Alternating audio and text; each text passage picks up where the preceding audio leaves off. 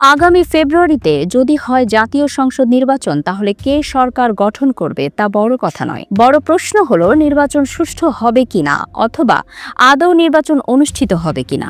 দায়িত্ব গ্রহণের পর অন্তর্বর্তী সরকারের 14 মাস অতিক্রান্ত হয়েছে। এই সময়ের মধ্যে কি তারা নির্বাচিত প্রতিনিধিদের হাতে ক্ষমতা হস্তান্তর করার ব্যবস্থা করতে পারত না? পেছনের নির্বাচনী ইতিহাস বলছে, যদি তাগিদ থাকে অসম্ভব কিছুই নয়। তবে শুরু থেকেই দেখা গেছে ধীর গতিতে কাজ। দ্বিতীয় প্রধান দল হয়তো নেই বলেই বা কী কারণে আওয়ামী লীগের কার্যক্রম যদি চলত, তাহলে প্রতিপক্ষ দলগুলোর ওপর আজকের মতো নির্বিচার হম্বিতম্বি হয়তো হতো না।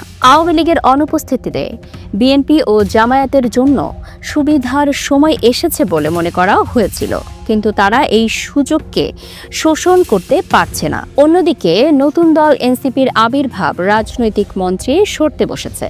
এই সময়েই বিএনপি, জামায়াত, এনসিপি 3 দলের মধ্যে টানাপোড়েন বাড়ছে। সহযোগিতা না, বিচ্ছেদ না, সিদ্ধান্ত এখনো নেই। তবে অনেকে বলছেন, রাজনৈতিক শহরায়ন ও রাজনৈতিক দল সংস্কৃতির সংস্কার না হলে নির্বাচন হবে ব্যর্থ। দলের ভেতরে কতটা প্রস্তুতি রয়েছে, জনপ্রিয়তার ভিত্তিতে নির্বাচন কাঠামো ঠিক আছে কিনা, সব প্রশ্ন এখনো উন্মুক্ত।